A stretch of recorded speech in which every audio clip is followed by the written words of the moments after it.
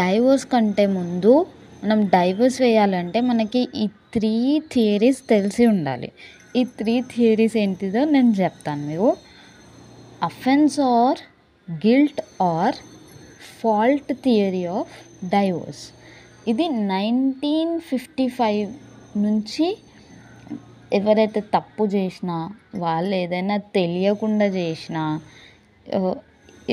Already పెళ్ళైన వాళ్ళకి తెలిస్తే ఈ గ్రౌండ్స్ కింద మనం డైవోర్స్ తీసుకోవచ్చు.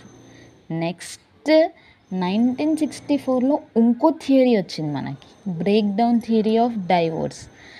బ్రేక్ డౌన్ అంటే ఇంకా వాళ్ళిద్దరికి పడట్లేదు, అసలు ఊకే గొడవలు అవుతున్నాయి, చిన్న చిన్న వాటికి గొడవలు అవుతున్నాయి.